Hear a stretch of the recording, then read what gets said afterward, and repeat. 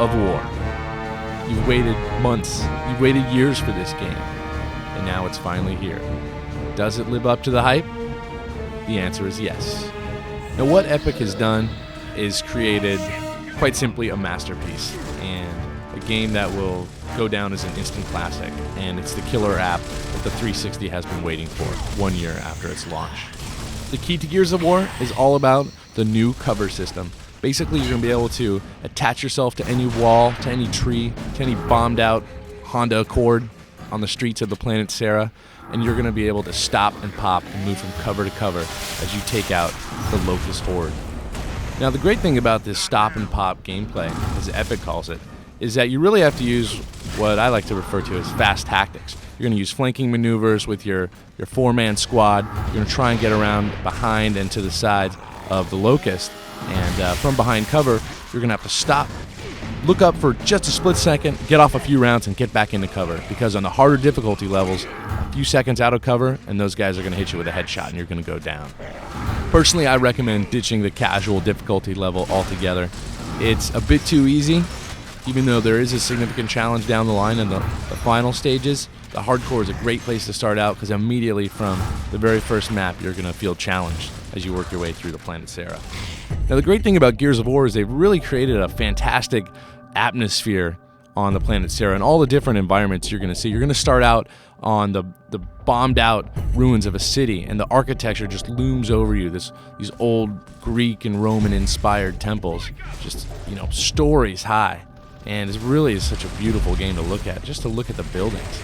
And then you're going to move through a village at nightfall, and it's spooky, and it's kind of a survival horror map. Then you're going to go through these glowing mines. You're even going to get in a minecart.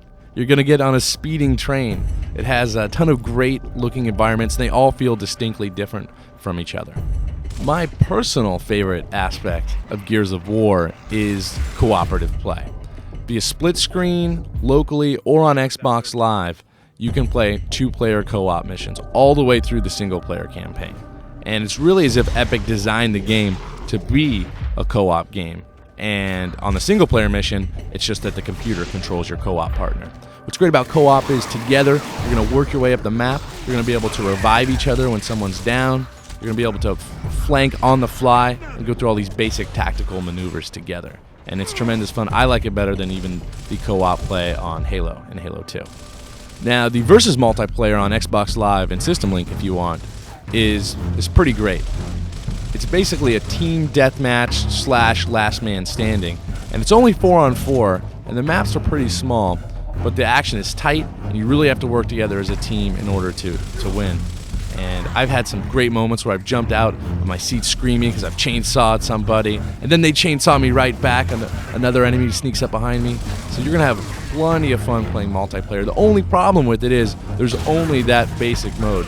There's also a kill the leader mode. There's also another mode called execution, in which they have to come up and chainsaw you in order to finish the job.